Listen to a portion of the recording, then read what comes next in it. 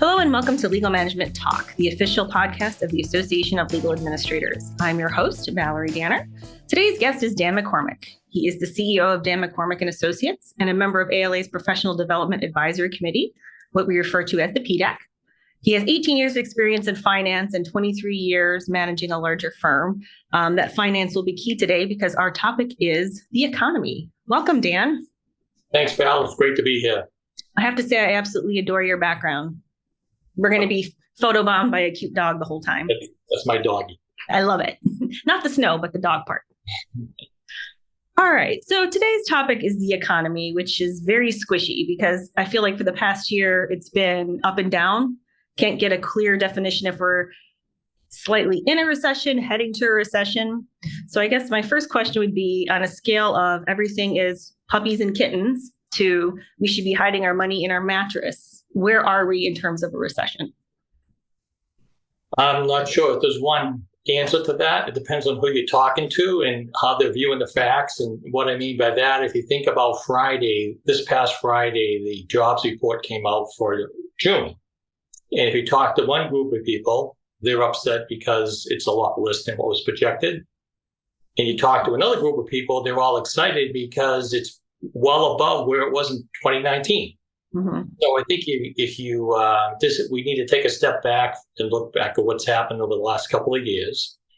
In the pandemic, businesses closed down, employees stayed home, inventory became scarce. So as a result, when we started opening things back up, everything was scarce, caused prices to increase, and that's where we've been heading.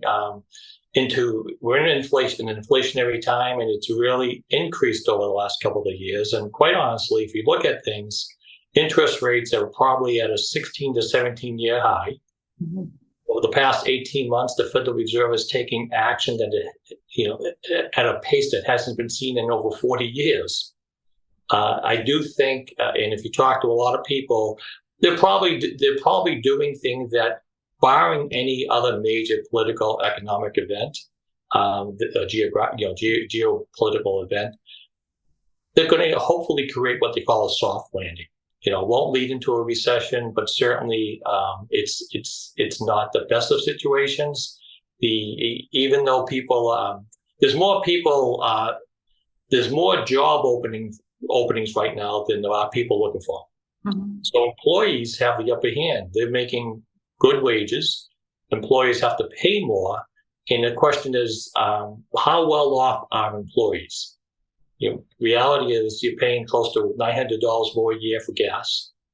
If you have a variable rate interest rate loans, for every $100,000, you're paying $5,000 more a year in interest than you were a year ago. As my practice focuses on consulting and coaching, I'm a one-person shop. My health insurance broker called me a month ago, recommended I stay with the same health insurance company because it only went up a little bit. Everybody else was going up a lot. I got the first month bill, that little bit was a 11% increase. Oof. So think about that between gas, your borrowing rates, everyday living. Groceries. Yeah. I went shopping this weekend. I bought 2 boxes of cereal and an almond milk, and it was $17.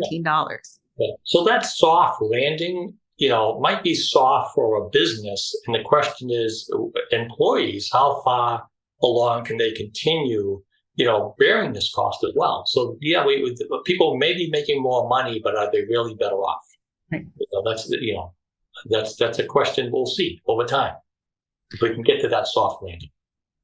So, regardless of what's going on economically, it can't be overstated that firms should have a plan and have a safety net. So what should legal administrators be doing now, regardless of what the economic outlook may or may not be, to plan for such events? Yeah, I do think it's very important that administrators, they need to understand and know the practice areas for their firm. They really get into what makes those practice areas operate and how do they perform in various economic times. A big picture, during strong economies, M&A does well, deal structuring and so forth. But as the economy weakens, those practice areas may go away, but yet then bankruptcy comes along, or litigation comes strong, restructuring comes strong. So you need to know that. And once you know your practice areas, you allow them to be your beacon in terms of resources and hiring. If you need to do something in your firm, you better be taking care of the practice areas that are going to perform well over the next 6 to 9 months. Let them dictate where you're going to put your resources and use it wisely. Also, I think as administrators, we should be working with all the partners, expanding the marketing efforts, increased blogging, podcast, or whatever it can be, making sure we're helping out, getting that marketing out there. To the extent you can, encourage your partners, through conversations to reach out and talk to their clients and stay in touch with their clients. It's very important when the economy is changing. And I think also what we can do is we are, we probably have more access and understanding of, say, the firm's research capabilities and knowledge management capabilities. We should be encouraging them to work with partners and develop new information and sources that are applicable to our partners' clients' industries. So provide them more information. The more we can provide a client information about what's happening in their industry, the more loyal they're going to come back to the firm.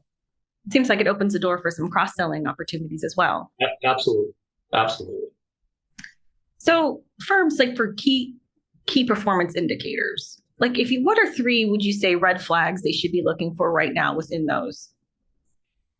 Okay, so there's many indicators out there. Mm-hmm. And I'm just going to I would focus on where the economy is right now and thinking about the next 12 months, because we really don't know where it's going to end up. Mm-hmm. So I think, we should have mechanisms in place to monitor our deals. What deals are in the backlog?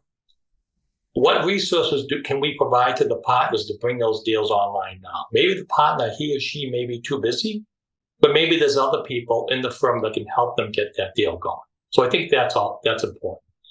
Look at the revenue projections that we've had. When we put the budget together, I'm just talking revenues here. And are we on target? Have a conversation with the partners of what's happening there. Account receivables are big. We should have systems in place, and no matter how many times I talk to firms out there, what I'll say drives me crazy is everyone waits to the year end for a big year end push. Throw the year end push out the window and do it year round. You need to be doing that on a constant basis, and that takes leadership, not just from the administrator, but from your partners as well, because you need the backing that you can approach the rainmakers that, yes, collecting receivables today and doing your billing as well is important. And that's always a struggle, because the more money the partners will bring in, sometimes the less importance it becomes relative to getting the bills out every month or collecting the money right away. You should be pushing the reduce the days receivable as best as possible. You need to be looking at retention, client retention. Make sure there's no changes in any historic patterns. Are we losing people? Why? Look at you should have in place expense variances. Look for those big variances as to what's been happening, and actually explore your budget. What can we do to reduce expenses that we had planned that's not important? And I guess the final thing would be cash flow. You should be reporting that as no less than a monthly basis, and making sure you're on target, not only on the collection side, but also on the payable side. And those, so I think those are the big, big key points that you should be looking at. How do you break that mindset of the year-end push for billing? Because I think that's a really tangible one that they could work on starting today, like to make that a part of their workflow. I think that you need, maybe that's one of the first things I should have mentioned. You need to, before you even get into that, you have to have a conversation with firm leadership, and you all have to be on the same page. Everyone has to recognize what's happening. It's an agreement, because if you have this agreement, then you're not going to be able to get that pushed across the whole firm. So you have to have firm leadership in agreement as to here's where we see the economy going, or the firm going right now for the next 12 months. And these are our key points. so that when you start pushing on the receivables, they're receptive. But if you're not in agreement, that's going to be a problem. So it's very important to have that communication up front. Here's the direction we need to take for the next 12 months. These are our key points. Don't get in the weeds. Just talk about the high level information and push that. So you also mentioned looking at other things in terms of how to save money within the firm outside of like the client sphere. It seems to me like a hybrid workplace has offered firms some real leverage when it comes to significant savings with their leases. So what are some tips and tricks you've learned there? I think it's important to recognize that law firms are considered what they call a credit tenant. Most landlords are going to look favorably on a law firm because the banks look favorably on law firms, and they like to see them as a tenant because the landlord borrows money as well. So it's like having a law firm. So that's important, which means you can use that to your strength in terms of negotiation, and don't wait until your lease is coming due. Approach it if you have situation as excess space or this high level of expenses. Approach your landlord now. Maybe you can do what we call blend and extend. We can say, hey, we'd love to extend our lease early. Don't wait till it's matured, but we're paying all this extra expenses and overtime HVAC or so forth. How about giving us a break on that and reducing that cost, and we'll go out another 5-7 years or whatever that is. So work on that. I think it's important when you talk about space, if you are designing space today, even at the cost of efficiency, make sure your space is flexible 2 ways. One, if we have to give it back, we can give it back and not suffer any major costs in giving it back. And secondly, if things turn better, how can we reuse this space and convert it? Maybe it's storage areas, maybe it's back rooms. We want to make them offices. So you're not doing leasehold improvements there. You're probably doing front furniture, which is even better because it's a 7-year depreciation versus the life of the lease. I think it's important also to think about artificial intelligence today. There's so much happening I don't have the answer for that. I'm not a tech specialist, so to speak, but there are ways to use that.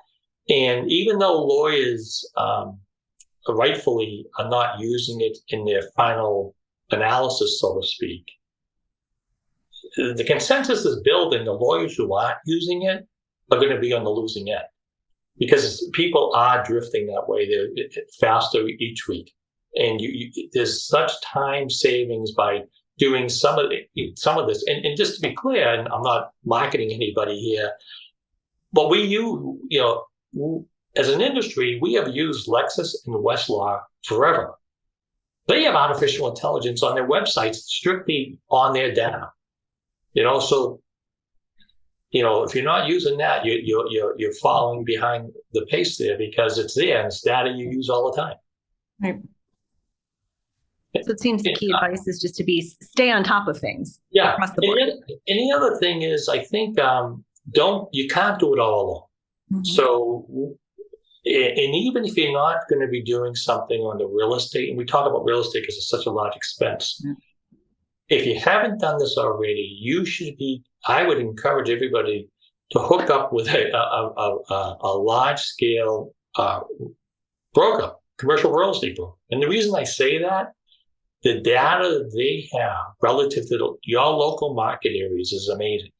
They know what rents are paying for. They know what subleases are going for. They know how landlords are handling it when people want to give back space. So all these issues, as an administrator, we should be looking at.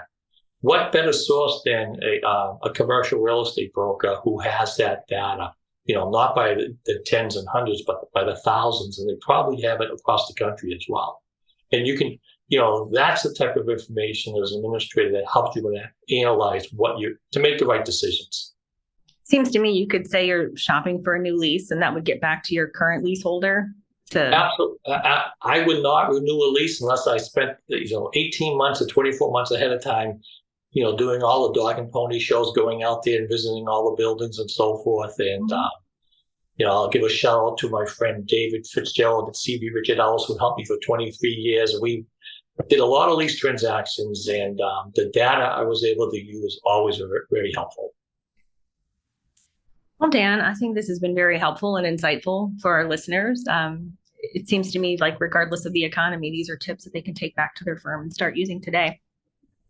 I hope so. Well, is there anything else you'd like to add or you think listeners should know? I think, as I said this before, communications. I think I think it's important to really analyze things and consider the what ifs. Because if we're at a point where we have to think about significant job losses or expense reductions, make sure you do the analysis. What if? What if the economy improves and I've laid off people, or I reduce this and so forth? What's going to happen? Can I continue to operate the way I always want to operate? I'm not sure if people do that enough.